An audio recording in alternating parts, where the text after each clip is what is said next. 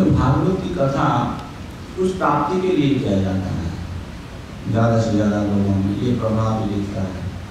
हमको सुंदर पत्नी चाहिए, घर चाहिए, पुत्र चाहिए, राज्य चाहिए इत्यादि जो आकांक्षाएं हैं, उस आकांक्षाओं को पूरा करने के लिए लोग कभी कभी ये भागवत का आयोजन करते हैं।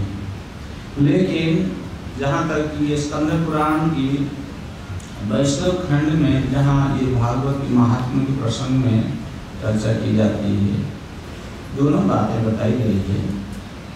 अगर कई कुछ जागतिक लाभ की आशा से भागवत श्रवण करते हैं तो उनकी क्या रीति है या उनका क्या फल है, और जो भगवान की भक्ति के लिए, भागवत रस आस्वादन के लिए, भगवान की प्रेमपूर्ण सेवा प्राप्ति के लिए इस कामना से युक्त होकर के कथा सुनते हैं, उसकी क्या गति होती है। तो विशेष करके ये मैं चुना इसीलिए क्योंकि ये जो कथा है ये नैमिषारण्य में सूत गोस्वामी और सोनकादि ऋषियों के बीच ये प्रसंग हुआ था, जो बाद में भी ये भागवत कथा के रूप में सूत गोस्वामी सोनकादि ऋषियों को बताएंगे।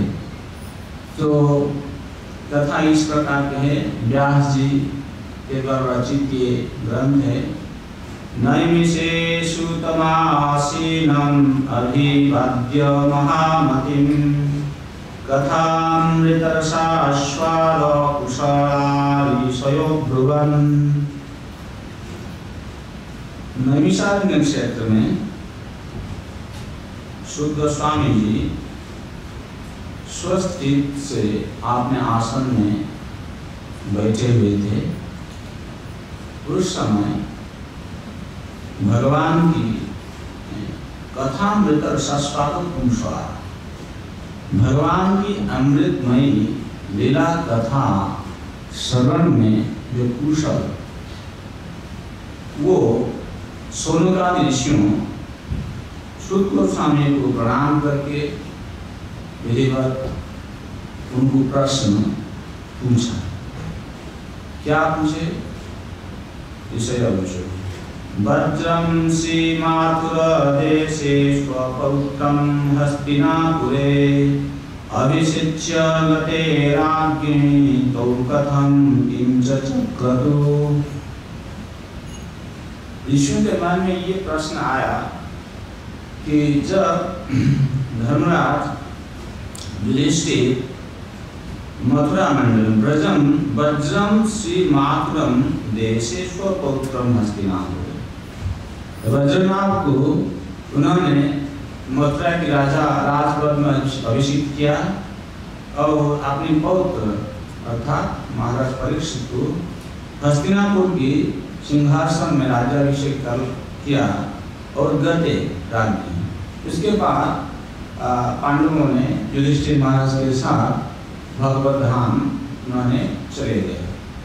तो उसके बाद ये जो वज्र और परीक्षित, जिनको मथुरा मंडल की राजा और हस्तिनापुर के राजपद पर अभिषेक किया गया था, उन क्या क्या किए, कैसे राज शासन किए, उनकी वृत्तांत के बारे में कुछ सुनाएंगे।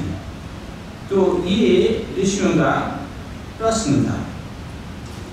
तो ये प्रश्न सुनने के बाद सूत गोस्वामी ने उत्तर देते हुए कहते हैं कि एक बार ये जब महाराज युधिष्ठिर अपना स्वधाम भगवत धाम प्रत्यावर्तन किए, कुछ दिनों के बाद महाराज परीक्षित ने सोचा अभी मुझे ब्रजनाभ से जाकर मिलना चाहिए। कहते हैं जगाम मथुरा विप्रा ब्रजनाभ दीक्षया। उनके मन में ये भाव आया कि अब वज्र कैसे क्या कर रहा है शासन, तो उससे जाकर कुछ पूछताछ करना चाहिए उसके व्यापार में। इस भावना से युक्त होकर के एक दिन महाराज परीक्षित ने ब्रजनाभ के पास गए और जब बद्रीनाथ के पास जाकर के पहुँचे, तो जब बद्रीनाथ पता चला कि परीक्षित महाराज उनसे मिलने के लिए आ रहे हैं, उन्होंने घर से बाहर गए और उनकी बहुत अच्छा रीति से स्वागत सत्कार किए, प्रणाम किए, गले लगाए, फिर उनको अपने महल में लेके आए। और ये परीक्षित महाराज जी भगवान के बहुत बड़े प्रेमी भक्त थे, तो उन्होंने निरंतर भगवान की महिमा में ही रमन करते थे। तो उन्होंने भी जैसे बद्रीनाथ को देखा, उसके आत्म को स्वीकार किया और फिर उनको भी उन्होंने गला से लगाए, आलिंगन किए। उसके बाद उनको जब महल में ले गए तो वहाँ भी भगवान की रोहिणी आदि पत्नियाँ थी, तो उन लोगों से जब मिले परीक्षित, उनको भी उन्होंने प्रणाम किया, उनसे सम्मान किया और भगवान की पत्नियों ने भी परीक्षित को बहुत अच्छा सम्मान किया। जैसे कुछ समय के बाद जब परीक्षित थोड़ा रेस्ट किए, फिर अस्वस्थ होने के बाद फिर बैठे बच्चे के साथ, तो फिर बच्चे से उन्होंने बात करने लगे। तो कहे कि हे वज्र, तुम्हारे पिता और प्रपिता ने हमारे पिता प्रपिताओं को बड़े बड़े संकटों से बचाया है, और ये जो उनके द्वारा की गई उपकार, इसको मैं कभी भी इसका ऋण शोध नहीं कर सकता। तो हम यही कहेंगे, तुम इस माताओं को भली भांति से देखभाल करो और इनको इनकी संरक्षण के कार्य में अगर तुमको कभी भी कुछ विपत्तियाँ आएगी तो तुम मुझे स्मरण करना, मैं तुमको सहायता करूँगा। तो बद्रीनाथ परीक्षित की बात श्रवण करने के बाद बहुत खुश हुए और उसके बाद उन्होंने कुछ पूछा, प्रश्न पूछा। बद्रीनाथ ने कहा कि वास्तविक रूप में आपके पिताजी ने मुझको धनुर्वेद की शिक्षा दी, इसके द्वारा मैं शूरवीरता से हर तरीका से मैं संपन्न हूँ। मैं अभी मथुरा के राजा हूँ, लेकिन मुझे एक बात की खेद है। परीक्षित ने पूछा, क्या खेद है? मैं कहा कि यद्यपि मैं मथुरा मंडल की राज सिंहासन पर अभिषिक्त हूँ, तथापि मैं यहाँ निर्जन वन में ही रहता हूँ।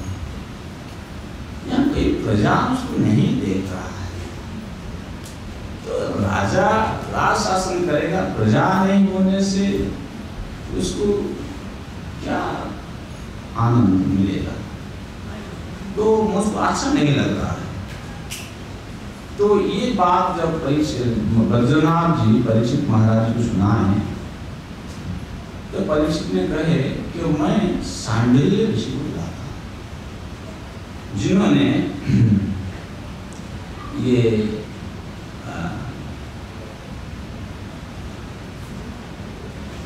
नंद आदि गोपों का वो पुरोहित थे, तो उनको मैं बुलाता हूँ, वो इसके बारे में तुमको संदेश देंगे। तो ये कहा करके महाराज परीक्षित ने सांडिल्य ऋषि को संदेश भेजा और परीक्षित महाराज के संदेश प्राप्त हो गए। सांडिल्य मुनि ने बहुत प्रसन्नता व्यक्त की और उन्होंने उस स्थान पर पहुँचे और उन्होंने परीक्षित तथा वज्र को दोनों की बहुत धन्यवाद दे करके तो लोगों को इस ब्रजभूमि का रहस्य के बारे में उन्होंने बताया। बहुत ध्यानपूर्वक सुनना चाहिए। यद्यपि यह भागवत महात्म्य के बारे में हम वर्णन कर रहे हैं, वास्तविक रूप में ये भक्तों की भक्ति पुष्टि का एक साधन है। जैसे हम लोग भी वृंदावन जाते हैं, वृंदावन दर्शन के लिए, कितना हम लोगों के वृंदावन दर्शन होता है, अभी अभी ब्रजनाथ जी वो कह रहे हैं कि मैं यहाँ राज कार्य संपादन करूँ, लेकिन हमको सुना जैसा लग रहा है ब्रज। तो हम जब ब्रज जाते हैं, ब्रज यात्रा में हम लोग कितना ब्रज दर्शन करते हैं, वो भी थोड़ा इससे हमको संदेश मिलेगा। तो उन्होंने कहा मैं इस ब्रजभूमि का रहस्य को बताता हूँ। फिर उन्होंने कहने लगे वृंदावन का पहले क्या है, ब्रज क्या है। ब्रज शब्द का अर्थ उन्होंने कहा कि व्याप्ति, व्यापक। ये व्यापक होने के कारण इसको ब्रज कहते हैं। और ये जो ब्रजभूमि, जो व्यापक भूमि है, यह तस्मिन् नंदात्मज कृष्ण सदानंदांग विग्रह आत्मारामश्चात्तकामः प्रेमाक्तै अनुभूयते। बहुत सुंदर बात उन्होंने कहा। वो कहे कि तस्मिन् नंदात्मज कृष्ण सदानंदांग विग्रह, सच्चिदानंद स्वरूप नंदनंदन श्री कृष्ण इस ब्रज में वो निवास करते हैं। वो कौन है? आत्माराम आत्मकाम प्रेमाक्तै अनुभूयते। जो आत्माराम है, कौन है? भगवान कृष्ण। उनके बारे में कहे तो वो ब्रज में निवास करते हैं, वो आत्माराम आत्मकाम है। और जो प्रेम रस से डूबे हुए हैं, ऐसे रसिक भक्तों के द्वारा अनुभूत होते हैं, प्रेमाक्तै अनुभूयते। तो आत्माराम और आत्मकाम के विषय में व्याख्या करते हुए सांडिल्य मुनि ने कहे आत्मा तु राधिकास्तस्य तयैव रमणापसो आत्माराम यो प्राज्ञों प्रच्यते गूढ़वेदी। आत्मरमणया प्राज्ञों। आत्मा तो राधिकास्तस्य, श्रीमती राधा रानी कृष्ण का आत्मा है। और तयैव रमणापसो आत्माराम तया प्राज्ञों प्रच्यते। ये राधा रानी में रमण करते रहते हैं और इस रहस्य को जानकार व्यक्तियों ने उनको आत्माराम कहते हैं। तो ऐसे तरह के फिर आत्मकाम के बारे में उन्होंने व्याख्या किए। कहते हैं कि कामस्तु वांछितस्तस्य गावो गोपाश्च गोपिकाः नित्याः सर्वे विहाराद्य आत्मकामः स्वयं।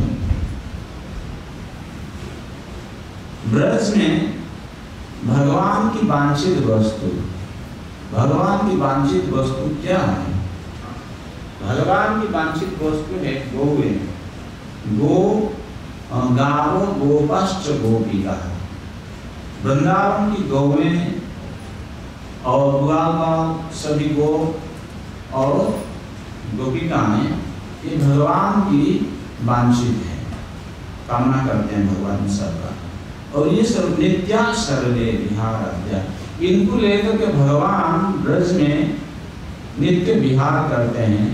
और ये ग्वाल और गोपियाँ ये ब्रज में नित्य निवास करते हैं। और आत्मकाम ततस्व, तो इनके द्वारा ही भगवान अपने लीला संपादन करते हैं। ये जो भगवान की अंतरंग परिकर, इनके द्वारा भगवान की जो नित्य लीला संपन्न होता है, इसीलिए ये आत्मकाम है, प्राप्त काम है। इसके बारे में सोचना चाहिए। भगवान कभी भी लीला संपादन करते समय अपने भक्तों के साथ जो लीला करते हैं, इसको भूल से भी कभी ये नहीं सोचना चाहिए कि ये कोई जागतिक वस्तुएं हैं, जागतिक जीव हैं। ये भगवान का ही अंतरंग शक्ति का प्रकाश है। तो इनके द्वारा भगवान हमेशा के लिए अपनी लीला शक्ति के द्वारा लायमान रहते हैं। तो इसीलिए ये आत्मकाम है। तो इसे कह करके सांडिल्य मुनि ने बहुत अच्छा संदेश दिया। भगवान की जो लीला है ये दो प्रकार की है। एक है वास्तविक लीला और एक व्यवहारिक लीला। वास्तविक जो लीला है ये जैसे जीवों के सामने जो प्रकट हो रही है वो व्यवहारिक लीला है। क्या जैसे भगवान के द्वारा ये सृष्टि की गई जो पृथ्वी है, ये रज सत्व और तम गुण के विकार से ये हुआ है। तो ये जो लीला है ये भगवान की लीला है। लोग जो जिनको सही रूप से सृष्टि तत्व के बारे में ज्ञान नहीं है, वो लोग व्याख्या करते समय सिर्फ दशम स्कंद में जो भगवान के दिवसों के साथ जो अंतरंग लीला, उसी को ही लीला मानते हैं। सृष्टि आदि को लोग लीला समझते ही नहीं। लेकिन देखिए यहाँ सांडिल्य मुनि कह रहे हैं ये व्यवहारिक लीला है। और ये व्यवहारिक लीला जो होता है, ये लीला लोगों को देखने में आता है। तो कहे कि ब्रज बजना को कहे कि तुम या परीक्षित तुम और जो देख रहे हो ये व्यवहारिक लीला तुम देख रहे हो। लेकिन भगवान का जो वास्तविक लीला है वो वास्तविक लीला इसको भगवान के रसिक भक्तों वही देख सकते हैं। तो यही है कि हमारे चैतन्य चैतामृत में एक प्यार है, स्थावर दंतम देखे ना देखे तार मूर्ति सर्वत्र होय निकट इष्ट देव स्तुति। धाम में रहने वाले रसिक भक्तों की क्या दृष्टि है। भगवान की सृष्टि हुई जगत को देखते हुए, चराचर विश्व की सभी वस्तुओं को देखते हुए ये भगवान की स्मरण होता है। ना देखे तार मूर्ति स्थावर जंगल, ये काठ है, ये बांस है, ये नदी है, जो जमीन है, ये सब देख के उनको वो नहीं देखता है। सर्वत्र हाय मेरे इष्ट देव। ये कौन किसके संभव हो सकता है? ये केवल भगवान के रसिक भक्तों के द्वारा संभव है। और इस प्रसंग में उन्होंने कहे कि ये जो भगवान की जो लीला है, ये लीला रसिक भक्त और किसे देखते हैं? प्रश्न होता है। तो उसमें कहते हैं कदाचित् द्वापरस्यन्ते रघो लीलाधिकारिणः। भगवान की कुछ भक्त होते हैं जो भगवान की रहस्यमय लीला के अधिकारी है। कदाचित् कभी, कब? द्वापरस्यन्ते। ये द्वापर शांति मतलब अष्टाविंशति चतुर्युग द्वापर शेष। ये 28वां चतुर्युग के द्वापर के अंत में जब भगवान की रहस्य लीला के अधिकारी भक्तजन समवेता जदाप्त मार्ग जतेदानीं तदा हरि। मतलब यहाँ एक बहुत अच्छा सिद्धांत बता रहे हैं, कह रहे हैं कि ये अष्टाविंशति चतुर्युग के द्वापर के शेष समय में भगवान की रहस्य लीला के अधिकारी भक्त एकत्र होते हैं। जैसे अभी हुआ है, जति इदानीं तदा हरि। भगवान कृष्णचंद्र की उन्होंने उनके साथ लीला की है। और स्वयं सहावत्सरे स्वेषु समावेशार्थमीप्सितः तदा देवादयोप्यन्ये अवतरन्ति समन्ततः। तो ऐसे जब भगवान आते हैं, अपने भक्तों के साथ अवतार लेते हैं, तो उस समय स्वर्ग से भी कुछ देव देवियां वो आते हैं भगवान की लीला में सहायता करने के लिए। तो उस समय भगवान के प्रेमी देवता और ऋषि आदि भी सब ओर से अवतार लेते हैं। तो अब प्रश्न होता है, जब भगवान लीला करते हैं उन लीला में कौन कौन शामिल होता है? भगवान लीला में 3 प्रकार के भक्त शामिल होते हैं। कौन है? एक कैटेगरी जो है प्रथम श्रेणी, वो भगवान के अंतरंग पार्षद है। भगवान की अंतरंग पार्षद से जो वास्तविक लीला भगवान संपादन करते हैं, उस अंतरंग भक्तों से भगवान का कभी भी विरोध नहीं होता है, विच्छेद नहीं होता है उन भक्तों से भगवान। तो ये एक कैटेगरी के भक्त होते हैं, वो लोग भगवान के अंतरंग भक्त हैं, वो भगवान की लीला में शामिल होते हैं। और एक दूसरा कैटेगरी के होते हैं जो भगवान की अंतरंग लीला में अपना प्रवेश चाहते हैं, और ये कुछ भक्त हैं तो वो भी वो लीला में शामिल होते हैं। और तीसरा कैटेगरी के जो हैं वो है देवता आदि, जैसे अभी अभी कहा गया कि स्वर्ग से देवता विष्णु वो भी आते हैं। तो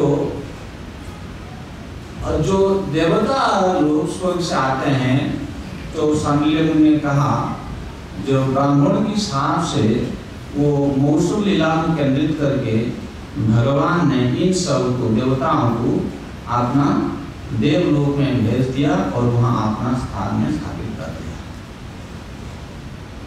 और जो लोग भगवान की अंतरंग लीला में अपना प्रवेश चाहते थे, उनको भी भगवान उनका स्वरूप दे करके अपना धाम भेज दिया। और जो भगवान नित्य अंतरंग पार्षद है, जिनके भगवान से कभी वियोग नहीं होता है, वे अभी गुप्त रूप में रहने वाली होने वाली लीलाओं नित्य लीला में सदा विद्यमान है।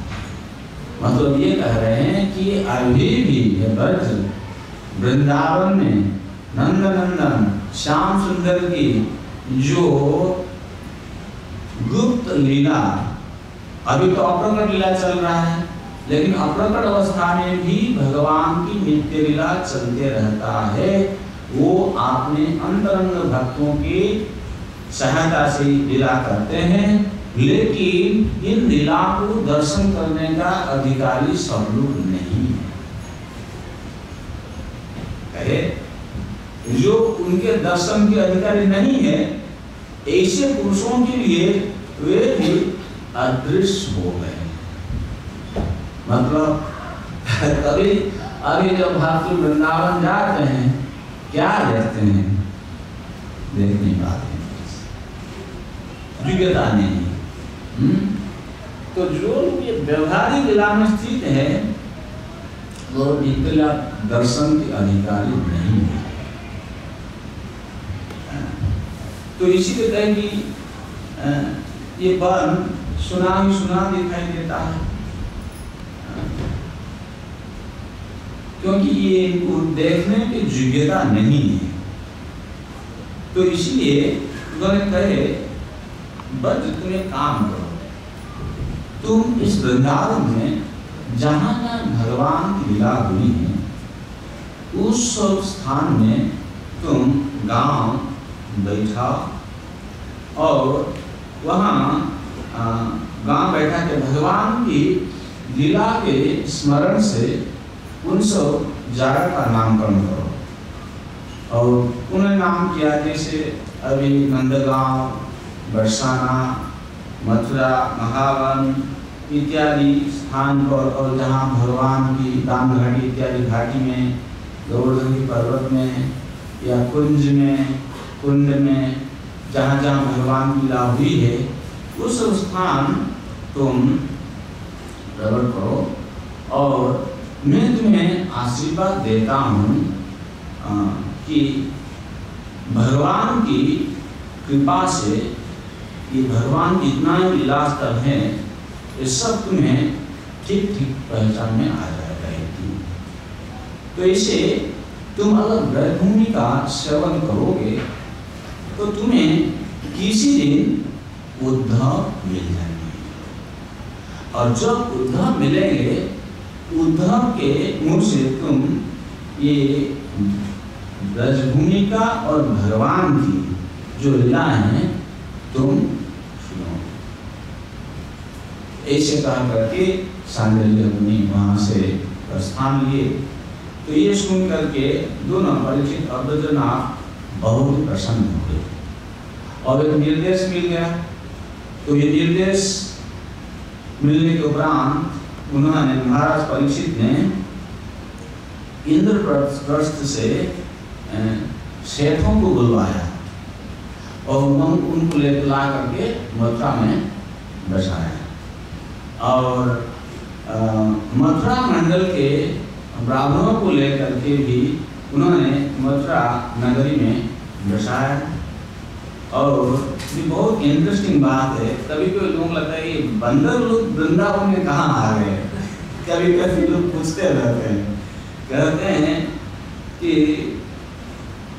मथुरा मंडल के प्राचीन बानरों को, कौन सा बानर जो भगवान का बहुत बड़े प्रेमी थे, वो भी आदर के योग्य हैं। तो ये समझ करके बंदरों को भी उन्होंने लाया और उनको भी वहाँ संस्थान किया। और बद्रीनाथ ने भी उन सभी स्थानों को खोज की, और समयांतर में उन जगह को चिन्हित करके, जैसे भगवान की लीला के अनुसार उस स्थान का नामकरण किया, और भगवान की विग्रहों का उन्होंने स्थापन की। जैसे अभी हम लोग जब वृंदावन जाते हैं, हम देखते हैं मथुरा में केशव देव हैं, और वहाँ वृंदावन में बलदेव और गोविंद देव हैं, फिर गोवर्धन में हरिदेव हैं।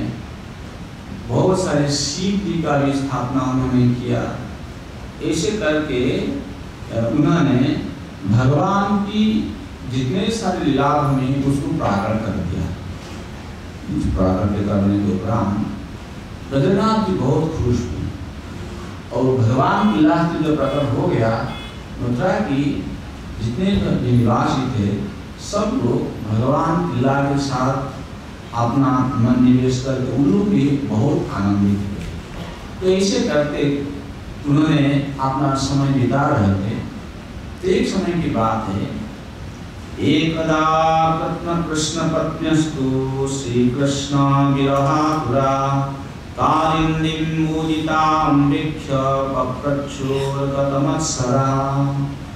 एक समय की बात कर रहे हैं। एकदा कृष्ण पत्न्यस्तु, भगवान की 16,000 पत्नियां थे। तो ये पत्नियां श्री कृष्ण विरहातुरा, भगवान की विरह से बहुत आतुर थी, और ऐसे भ्रमण करते करते कालिंद्यां मुदितां वीक्ष्य, कालिंदी कौन है? जमुना। तो भगवान की चतुर्थ पाठरानी थी। तो एक दिन ये भगवान की पत्नियां विचरण करते हुए कालिंदी से भेंट हुई, और जो कालिंदी को देखी मुदितां वीक्ष्य, वो बहुत प्रसन्न लग रही थी। तो इनके मन में ये भावना आई कि हम लोग कृष्ण की विरह से इतना बेचैन हो रही हैं, और ये बेचारी भगवान की ये भी पत्नी है, फिर उसमें तो लेस मात्र भी कहीं ये नहीं, इतना मोदित, इतना आनंदित कैसे हो रही है? इसलिए पप्रच्छुरगतमत्सरा, बहुत ध्यान देने लायक बात है। उनमें शोक भाव नहीं था कि ये भी भगवान कृष्ण की पत्नी, हम भी कृष्ण की पत्नी, लेकिन ये इतना खुशी क्यों देख रही है? ईर्षा होनी चाहिए ना। गतमत्सरा, बिल्कुल मत्सरता से ऊपर हो करके पूछने लगी यथा वयं कृष्ण पत्न्यास्तथा त्वम् असि शोभने। हे कल्याणी, हम जैसे कृष्ण की पत्नियां, तुम भी तो कृष्ण की पत्नी ही है ना। वयं विरह दुःखार्ता त्वं न कायिनी तद्वद। हम लोग भगवान कृष्ण की विरह वेदना से व्यथा अनुभव कर रही है। इन कालिंदी, तुम बताओ, तुमको क्यों ये विरह नहीं सता रही है? क्या सीक्रेट है इसमें? हमें बहुत दुख मिल रहा है इसलिए, लेकिन तुम तो दुख नहीं दे रही हो, क्या हो गया तुमको? तो कालिंदी ने बताया, कालिंदी कही, आत्मारामस्य कृष्णस्य ध्रुवमात्मास्ति राधिका तस्या दास्या प्रभावेन विरोहो अस्मान् न संस्पृशेत्। कही कि आत्मारामस्य कृष्णस्य ध्रुवम आत्मास्ति राधिका। कृष्ण की आत्मा राधा रानी है, इसलिए वो राधा में रमण करते हैं, तो वो आत्मा राम है। और मैं उसी राधा रानी का सेवा करती हूँ, राधा रानी की सेवा में। तस्या दास्य प्रभावेन, मैं राधा रानी की सेवा करती हूँ, उस सेवा की प्रभाव से विरह स्मरण न संस्पृशेत्, मुझको विरह स्पर्श भी नहीं करता है। तस्या एवांश विस्तारा सर्वा श्री कृष्ण नायिका नित्या संभोगे वास्ति तस्या सामुख्य योगतः। तस्या एवांश विस्तारा, तो भगवान की जितनी भी रानियां हैं, सर्वा, सब की सब श्री राधा रानी के ही अंश का विस्तार है। श्री कृष्ण नायिका, कृष्ण की ही अंश का विस्तार है। और क्या? नित्य संभोग एवास्ति। श्री कृष्ण और राधा सदा एक दूसरे के सम्मुख में है। तस्य सामुख्य योगतः, उनका परस्पर नित्य संयोग है। इसलिए राधा के स्वरूप में अंशतः विद्यमान जो श्री कृष्ण की अन्य रानियां हैं, उनको भी भगवान का नित्य संयोग प्राप्त होता है। और श्री कृष्ण ही राधा है, राधा ही श्री कृष्ण है। और नंदनंदनों का जो प्रेम, दोनों का जो प्रेम है वो वंशी है, वंशी प्रिय सखी।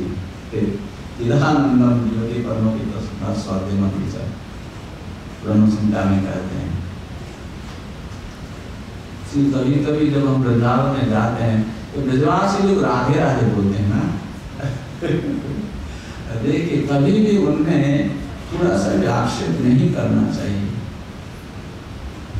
समझना चाहिए। कभी कभी जो भक्त होते हैं दूसरा पंथ की, और हमारे संस्था के भी कभी कभी इनको ज्ञान नहीं होने के कारण उन्हें रूप दर्शन करने लग जाते हैं। देखिए यहाँ क्या बताया गया है, कृष्ण की राधा है, सो एव सा सैवास्ति वंशित प्रेम रूपिका, इस रूप में आया है। सो एव सा मतलब कृष्ण ही राधा है, और सो सा एव अस्ति, और राधा भी कृष्ण ही है। तो दोनों में कोई अंतर नहीं है। ठीक है, हम लोगों ने जैसे सीखे हैं हरे कृष्ण कृष्ण कृष्ण हरे हरे, हरे राम राम राम हरे हरे, जब करते हैं तो राधा रानी का नाम आ ही जाता है, इसमें स्पष्ट रूप से दिखाई पड़ता है। ब्रजवासी को पूछिए जो तत्व क्यों होते हैं, वो कहेंगे हम राधा रानी का नाम लेते हैं लेकिन कृष्ण से अलग नहीं है, तुम क्या सोचते हो, नंदन है। फिर भी उनकी राधा रानी में अभिमान था, तो अच्छी बात है। जैसे महाराज बोल रहे थे, एक बार महाराज जी बरसना गए सुंदर महाराज, तो एक छोटी सी बच्ची उनके पास आई और बच्ची जिस पैसा मांगते हैं तो महाराज जी पूछे तुम कहाँ पे रहने वाली हो? कही कि मैं बरसना में रहती हूँ। तो तुम बरसना में रहती हो? बोले हाँ मैं बरसना में रहती हूँ। तो तुम नंदगांव नहीं जाती हो? तुम नंदगांव गई हो? तो नहीं मैं नंदगांव नहीं जाती हूँ। तुम नंदगांव नहीं जाती हो? क्यों नहीं जाती हो? तो नहीं वो कृष्ण ने हमारे राधा रानी को शादी नहीं की इसलिए हम वहां नहीं जाते हैं। इतना छोटा सा लड़की है, देखिए उसका क्या भाव है। ब्रजवासी को बचपन से उनकी राधा रानी से बहुत प्रेम है। उनसे कर्म कभी दोष दर्शन करना नहीं करना है। तो यही कालिंदी वही बोल रही है कि उन दोनों में कोई अंतर नहीं है और रुक्मिणी आदि समावेश मया तत्रैव विलोकितः। मैंने श्री राधा में ही रुक्मिणी आदि का समावेश देखा। इसलिए युष्माकं अपि कृष्णेन विरोहो नैव सर्वतः किंतु एवं न जानीथ तस्मात् व्याकुलतां पिता। वास्तविक रूप में युष्माकं आप लोगों का भी कृष्ण में विरोह नहीं कर सकते। आप लोगों का कृष्ण का विरोह नहीं होना चाहिए, किंतु ये आपको भली भांति से ज्ञान नहीं होने के कारण आप व्याकुल हो रहे हैं। तो उसके एक कहकर कही कि पहले पैसे जो गोपियां जब कृष्ण वृंदावन छोड़ के मथुरा चले गए और फिर द्वारका चले गए, तब ये ब्रज की गोपियां बहुत दुखी थी, वो बिरहार थी। लेकिन जब उद्धव जी आए, भगवान उद्धव जी को भेजे और उद्धव के सत्संग के प्रभाव से ये सब भगवान की विरह दुख को उन्होंने लाभ दिया। तो इसीलिए और एक ही रास्ता तुम्हारे लिए है कि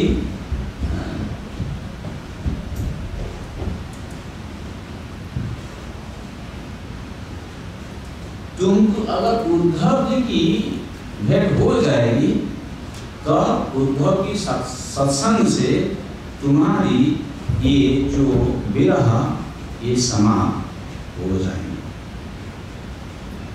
तो अब प्रश्न होता तो उद्धव जी कैसे मिलेंगे? उद्धव जी मिले तब तो उनसे हम प्रश्न पूछेंगे, बातचीत करेंगे, तब तो होगा। तो उन्होंने कही भगवान जब अंतर्धान लीला कर रहे थे, जाते समय उद्धव जी कहे कि उद्धव तुम गदे का आश्रम चले जाओ। और जाते समय भगवान उद्धव जी को जो तत्वोपदेश दिए थे उसी का उपदेश अभी वहां के भक्तों को उद्धव जी दे रहे हैं। लेकिन अभी भी ये ब्रजभूमि में लता दुर्ग के रूप में सखी स्थली पर विराजमान है। अगर तुम वहां जाओगे, वहां जाकर के खोल करता लेकर के वाद्य यंत्र से संत ध्वनि करते हुए भगवान की ये नाम और लीलाओं का गायन करोगे तो तुमको जरूर उद्धव जी वहां मिल जाएगा। कहाँ है वो सखी स्थली? कि वो गोवर्धन की जहाँ कुसुम सरोवर है, जिन्होंने गए हैं वृंदावन गोवर्धन की परिक्रमा की है ना, आप जो जाती है ना यहाँ से, अगर मान लीजिए राम घाटी की ओर से आपको परिक्रमा कर रहे हैं, कुछ होकर जब घूम के आते हैं वो राधा कुंड से होकर के जब गोवर्धन को जाते हैं, एक जगह आती है वहाँ उद्धव कुंड एक जगह है। आपने देखा होगा। हाँ हाँ, तो वहाँ उद्धव को ले जाया है। उद्धव कुंड की ठीक अपोजिट साइड में वहाँ कुसुम सरोवर है, उसके उधर अपोजिट साइड में है। मतलब उस एरिया के बारे में वो कह रहे हैं कि इस एरिया में वो सखी स्थली हैं, तो वहाँ अभी भी उद्धव जी लता औषधि के रूप में निवास करते हैं, लेकिन अदृश्य रूप से। क्यों रहते हैं ऐसे? वहाँ लता के रूप में अदृश्य रूप से क्यों रहते हैं? उद्धव जी का यह भाव है कि अभी भी एक दिन हमारे सौभाग्य होगा कि गोपियों की चरण रेणु मुस्कुरा जाए। इसी वासना से युक्त होकर के अदृश्य रूप से वो अभी हैं। तुम अगर जाकर के वहाँ भगवान नाम कीर्तन करोगे, भगवत कथा श्रवण करने की तुम्हारी इच्छा होगी, तो उद्धव जी तुम्हें मिल जाएंगे। और ये संदेश प्राप्त होने के बाद ये रानियां प्रसन्न हुई और वहाँ से वो कुसुम सरोवर के अंदर जहाँ सखियों के निवास स्थल है उस स्थान में गई और वहाँ जाकर के जैसे उद्धव काली जी कही थी उसी हिसाब से उन्होंने ये उत्सव का आयोजन चालू कर दिया। और वही फल हुआ कि कुछ समय उन्होंने जो वाद्य यंत्र के द्वारा भगवान की नाम कीर्तन कर रही थी, भगवान लीलाओं का गान कर रही थी, तो देखी कि झाड़ियों के बीच उद्धव जी पीतांबर पहने हुए, गला में बनमाल लटका हुआ है और प्रेम से विभोर होकर भगवान की लीलाओं का गायन करते हुए सखियों के बीच आकर के प्रकट हो गए। जब प्रकट हुए बहुत सुंदर से कीर्तन समारोह बहुत समय तक चलते रहा, तो उसके कुछ समय के बाद सखियों का होश आया तो देखा उद्धव जी हमारे बीच आ गए। तब उन्होंने उद्धव जी की पूजा की। तब उद्धव जी के साथ उनका बर्ताव, तो उद्धव जी बहुत, मैं थोड़ा संक्षेप बताता हूँ। उद्धव जी भी वहां आकर के कृष्ण के बारे में उन्होंने कुछ बातें कही कि कहे अभी जो तुमको जो कृष्ण की विरह के अनुभव हो रही है इसका कारण यह है, श्री कृष्ण ने इस गोपियों को, पत्नियों को अपनी योग माया से अभिभूत कर लिया है। उसी के प्रभाव से ये अपने स्वरूप को भूल गई हैं और इसी कारण सदा दुखी रहती है। इस संदेश से हमें भी एक बात ज्ञान होना चाहिए कि भगवान की माया एक है अंतरंग माया जिसको कहते हैं योग माया और एक है महामाया। तो योग माया से जिनको भगवान ने प्रभाव से भगवान ने उनको अभिभूत किया तो वो भी भगवान को भूल गई। और इस समय हम लोगों की स्थिति क्या है? महामाया के द्वारा हम प्रभावित हैं, हम भी भगवान को भूल चुके हैं। लेकिन जब तक ये भगवान की प्रकाश नहीं होते हैं, भगवान की कृपा से भक्तों के ऊपर, चाहे वो बद्ध जीव हो या भगवान की पत्नियां भी हो, उनकी विरह व्यथा कभी उपराम नहीं हो सकता है। अब देखिए उनके लिए उन्होंने क्या कहे, उन्होंने कहे कि अब ये भागवत के श्रवण के माध्यम से ही भगवान प्रकट होंगे और भगवान की सानिध्य को प्राप्त हो सकता है। मैं संक्षेप में कह रहा हूँ, भागवत बाइबल महात्म्य है, पढ़ना है। श्रीमद् भागवतम शास्त्रम यत्र भागवते यदा कीर्त्यते श्रूयते चापि श्री कृष्ण तत्र निश्चितम्। जब भगवान के भक्त लोग एकत्रित होकर के श्रीमद् भागवत शास्त्री का कीर्तन और श्रवण करते हैं वहीं भगवान कृष्णचंद्र विराजमान रहते हैं। ये जो भागवत शब्द हो रहा है, इसलिए जैसे मैं जब आया हमारे पराश जी कहे कि देखिए ये कथा में ये कथा ही होता है, कथा को एम्यूजमेंट प्रोग्राम के रूप में नहीं करते हैं। हमारे गुरु जी का ये निर्देश है, कथा करना है तो कथा में रस पुष्टि के लिए कथा करनी चाहिए। कि भक्तों के बीच कथा हो रही है ना, और हम सुन रहे हैं कालिंदी जी ने कही, किसको कही? कृष्ण पत्नियों को कही। उद्धव जी अब निर्देश दे रहे हैं, अब कथा से ही ये संभव हो सकता है, कह रहे हैं कि भगवान महाराज हैं जरूर। ये उद्धव जी का कही बात कह रहे हैं। अगर कथा को इस एम्यूजमेंट प्रोग्राम के रूप में ज्यादा से ज्यादा ऐसे करके मतलब मनोरंजन कार्यक्रम के रूप में लिया जाए तो कहाँ तक जाएगा वो? तो हम इस आसन से कमेंट करना नहीं उचित नहीं है नहीं बोलना चाहिए। लेकिन भक्तों को भक्ति भाव से भगवान की स्मृति चारण के लिए ही कथा करनी चाहिए, श्रवण करना चाहिए। तो वे क्या नहीं, श्रीमद्भागवतम शास्त्रम यत्र भागवते, भागवत जब भगवान की भागवत की कथा करते हैं कीर्तते श्रूयते चापि श्री कृष्ण स्वप्रविष्ट, श्रवण कीर्तन से कृष्ण वहाँ विराजमान होते हैं। श्रीमद्भागवतम यत्र श्लोकम श्लोकार्धमेव च तत्रापि भगवान कृष्ण वल्लभी भी विराजते। कितना महत्व है कि कहते हैं जब श्लोकम श्लोकार्धमेव च, कहीं भागवत की एक श्लोक या एक श्लोक में अर्ध है हाँ श्लोक अगर पाठ होता है, वहाँ भगवान अपनी प्रियाओं के साथ विराजमान करते हैं। भारते मानवम जन्म प्राप्य भागवतम नरई नजरी सूतम पाप पराधी नहीं आत्म घातस्तुदैत्यता।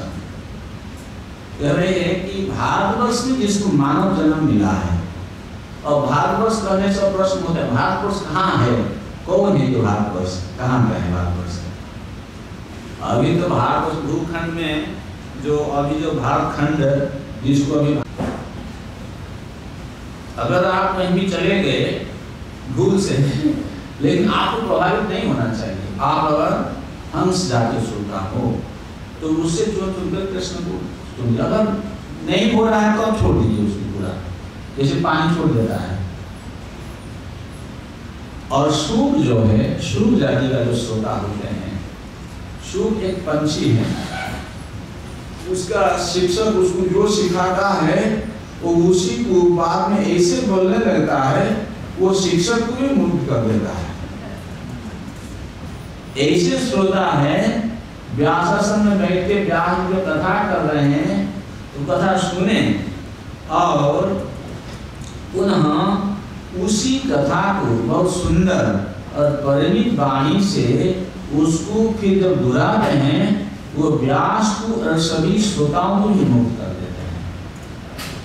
ये श्लोक जातीय श्रोता है। और मीन कौन है? मछली है। ये मीन में इस कनाडा का मीन नहीं है, ये मीन खीर सागर की मीन है। खीर सागर में ये जो मछली रहती है वो खीर एकदम पूरा निर्निमेष नयन से पान करते रहती है, उनको कोई और कुछ ज्ञान नहीं है। तो वैसे एक श्रोता होते हैं, जब कथा में बैठते हैं बिल्कुल निर्निमेष नयन से पीते रहते हैं, एकाग्र चित्त से, कोई लय विकसित नहीं आता है।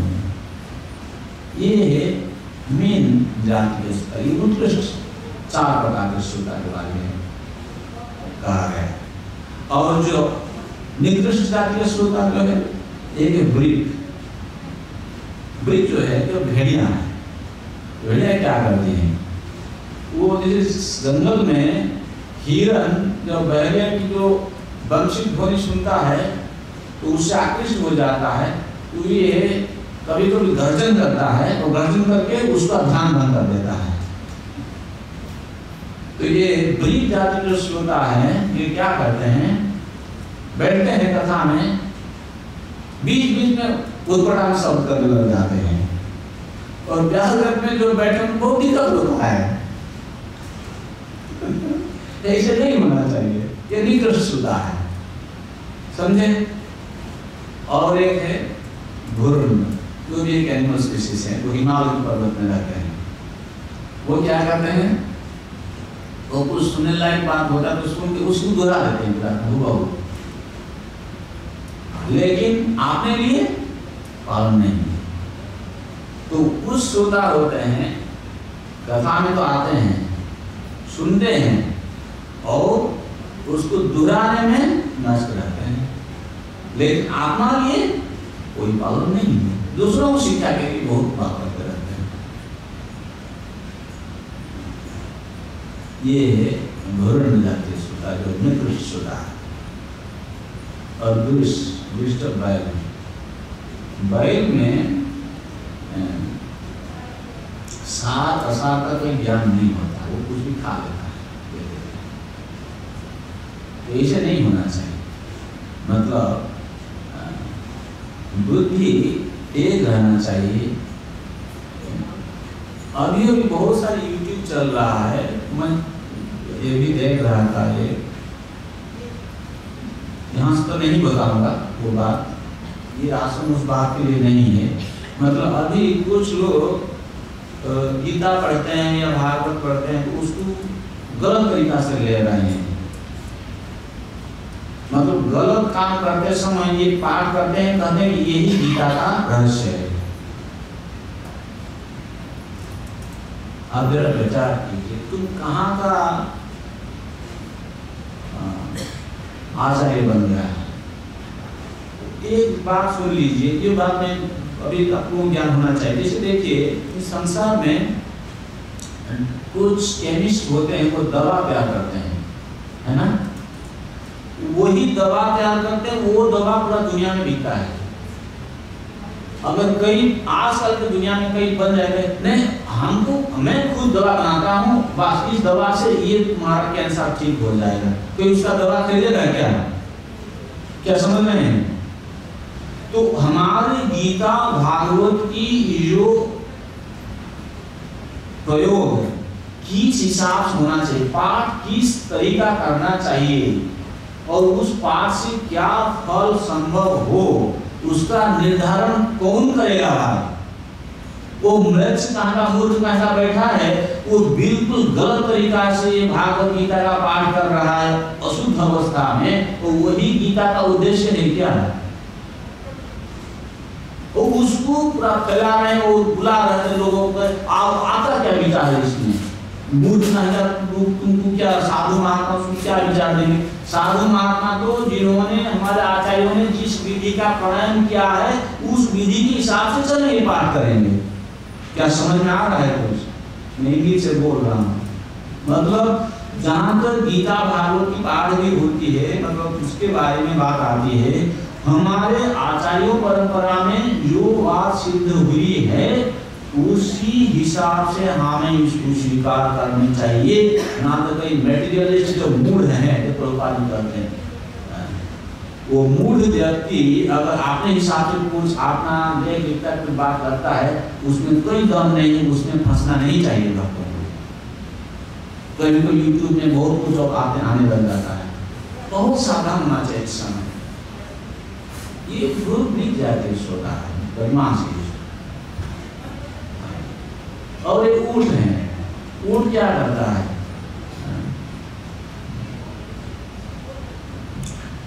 ऊंट नीम का पत्ता खाता है, नीम फल खाता है, वो पीता होता है, और आम दे दी आम नहीं खाएगा। तो वैसे कुछ होते हैं उनको ये है ना, ये भागवत है वो ये बताओ, भागवत रसमार्ग में रस से एक तो ठीक है, आम का रस तो आम रस खाते हैं ना, बहुत आम रस चलता है, ये आम रस से भी बहुत अच्छा रस है ये। तो ये आम की रस, अगर आम की रस भी कहा जाए एक तरफ समझने के लिए, कुछ लोग होते हैं कि इस भागवत रूपी आम रस में कोई रुचि नहीं है और जितने सारी कचरा चीज है उसको सुनने में, गाने में बहुत मस्त रहते हैं। तो ये हो गए ऊर्ध्व जातीय श्रोता। और जब भगवान की ये भागवत की वक्ता होते हैं, उन लोगों में भी कुछ ज्ञान तो क्वालिफिकेशन होना चाहिए। जिसका मन सदा भगवान में लगा रहे, तब तो भगवान के बारे में कुछ बोल सकता है। जिसे किसी भी वस्तु की अपेक्षा नहीं रहनी चाहिए, सबकी शुभाकांक्षी है, किसी का निंदा नहीं करता है और कठिन से कठिन तत्वों को उदाहरण के माध्यम से, युक्ति के माध्यम से समझा सकता है, बोध करा सकता है। तो वो है भागवत की वक्ता है। तो इसको हमको श्रवण करते समय, कभी भागवत श्रवण करते समय मन में ये भावना नहीं रखना चाहिए कि हमें ये जागतिक वस्तु प्राप्त हो जाए, हम वहाँ चले जाए, हमारे लिए हो जाए। इसी भाव से भागवत सुनना नहीं चाहिए। भले कहीं कहीं शास्त्र में उल्लेख है, कई व्यक्ति अगर उसी भाव से आता है तो उसका वो भाव पूर्ति हो जाती है, तो उसके बाद उसको भगवत प्राप्ति हो जाती है। लेकिन हम लोगों की ये कहना है कि जो व्यक्ति इस जागतिक वस्तुओं की कामना से युक्त होकर कथा सुनते हैं, वो कथा की शोभा नहीं है।